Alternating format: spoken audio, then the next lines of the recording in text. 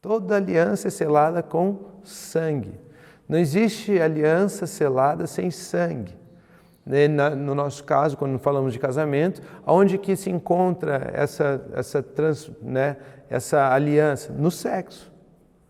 Onde que é o selo da aliança? No sexo. Então, algumas pessoas falam assim, se você fizer sexo, você está casado. Não, não está. Por quê? Porque a aliança não é só transar. A aliança tem os termos, tem a palavra, tem o pacto, tem o sinal, tem o selo. Então não é só isso, é besteira esse assunto todo. Agora, quando você tem os termos, quando você tem um sinal, mas você não tem a consumação, o selamento do sangue, você não tem uma aliança também. Existem casais, eles se casam, vão lá no juiz, se casa, vai lá no religioso, se casam e de repente é noite de núpcias e a mulher com vergonha, ela não consuma o casamento. E aí esperam, não, me respeite, não sei o quê, e não estão casados ainda. Não estão casados até que aconteça a relação sexual. Ali é o selo. Ali é o selo. Então, nós precisamos entender que a aliança tem todo esse conjunto de coisas para ser formada uma aliança. Um só, separado, isolado, não é aliança. Quando todos juntos estão marcados, ali nós temos uma aliança. Deixa eu ler aqui um texto, bem lá no comecinho, lá, uma passagem bíblica, lá de Gênesis 1, e aí nós vamos ler esse texto bem lá do início e depois começamos a trabalhar mais aqui o assunto. Então, Gênesis 1, 26 a 31 diz o seguinte: Então disse Deus, façamos o homem à nossa imagem, conforme a nossa semelhança. Domine ele sobre os peixes do mar, sobre as aves do céu, sobre os grandes animais de toda a terra e sobre todos os pequenos animais que se movem rente ao chão. Criou Deus o homem à sua imagem, a imagem de Deus o criou. Homem e mulher os criou. Deus os abençoou e lhes disse: sejam férteis, multipliquem-se, encham e subjuguem a terra, dominem sobre os peixes do mar, sobre as aves do céu e sobre todos os animais que se movem pela terra. Disse Deus: eis que dou a vocês todas as plantas que nascem em toda a terra e produzem sementes, e todas as árvores que dão frutos com sementes. Elas servirão de alimento para vocês. E dou todos os vegetais como alimento e tudo que tem em si fôlego de vida. A todos os grandes animais da terra e todas as aves do céu e a todas as criaturas que se movem rente ao chão. E assim foi. E Deus viu tudo o que havia feito, e tudo havia ficado muito bom. Passaram-se a tarde e a manhã, este foi o sexto dia. Gênesis 2, do 7 ao 8, diz o seguinte: Então o Senhor Deus formou o homem do pó da terra e soprou em suas narinas o fôlego de vida, e o homem se tornou um ser vivente.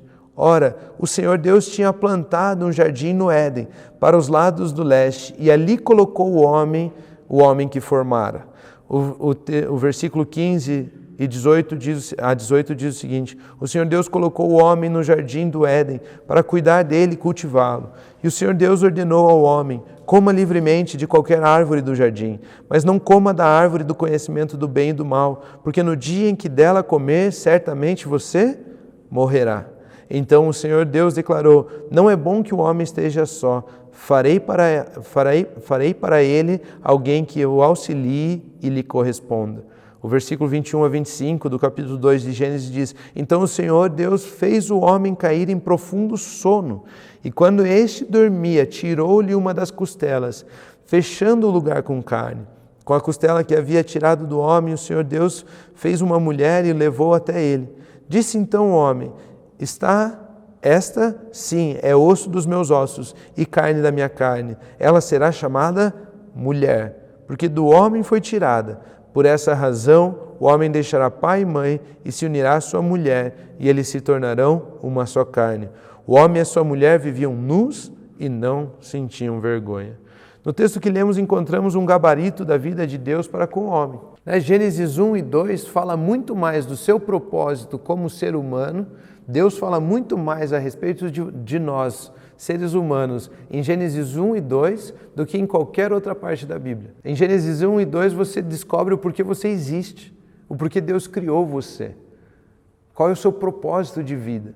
Está em Gênesis 1 e 2. Né? Nós temos o foco muito alto, muito grande em Gênesis 3, onde fala e descreve a queda do homem, o erro do homem, o pecado do homem. Mas o erro e o pecado do homem nunca foi o plano de Deus. O plano de Deus era que nós pudéssemos viver o nosso propósito, o porquê Ele nos criou. E isso nós encontramos em Gênesis 1 e 2. E logo no princípio nós vemos aliança sendo formada. Uma aliança entre Deus e o homem e uma aliança de Deus para os homens. Vocês conseguem ver duas alianças, dois princípios de aliança aqui nos textos que nós lemos? Ou seja, uma aliança de Deus para com o homem. Olha, você seja fértil, você multiplique-se, você enche a terra, domine sobre as coisas. Percebe aqui? Ele colocando termos, né? Ou seja, se você não fizer isso, você não vai estar cumprindo o porquê você existe. O homem cai, ele entrega o domínio da terra para Satanás. Satanás faz tudo errado. Por quê? Porque Satanás não é fértil. Satanás, a forma como ele quer se multiplicar é de naturezas não semelhantes. E o que ele quer fazer não é encher a terra, é juntar tudo numa torre chamada Torre de Babel. Ele anular, ele cancelar esses princípios faz com que Jesus possa nascer um dia. Jesus não poderia nascer se o diabo estivesse enchendo a terra, sendo fértil e multiplicando-se. Mas como ele quebra todas as cláusulas da aliança do dono da terra, assim como Adão quebrou, o diabo também quebrou, agora Deus pode intervir e trazer um Salvador. Precisamos entender isso aqui, é um assunto importantíssimo para a fé cristã. É importantíssimo para a fé cristã. Mas então, ele fala aqui de uma aliança do homem, ele coloca termos para a existência do homem. E ele também coloca uma aliança de Deus para os homens. Homem e mulher os formou. E o homem, né, se unirá à sua mulher e se tornarão uma só carne. Ou seja, a aliança do casamento. A aliança do casamento está em Gênesis 1 e 2. Ou seja, é vontade de Deus, é princípio de Deus, é propósito de Deus, antes mesmo de todo o erro do homem. Antes mesmo de todo o erro do homem, já existia o casamento. Nós encontramos aqui a aliança do Éden, onde Deus cria tudo, ensina ao homem, diz para ele o que espera da parte dos homens, e então firmam essa aliança, que é algo entre Deus e os homens. E também vemos a aliança do casamento, que é algo de Deus para os homens.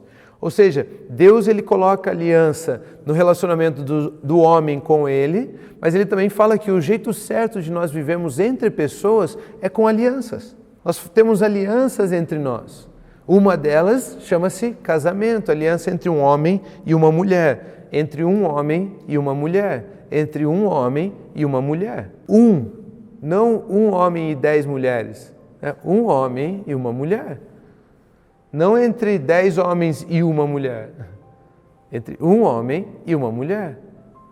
Vocês acharam que eu estava dando ênfase no homem e na mulher, né? Não, também, é entre homem e mulher, mas um homem e uma mulher. Não existe casamento fora disso.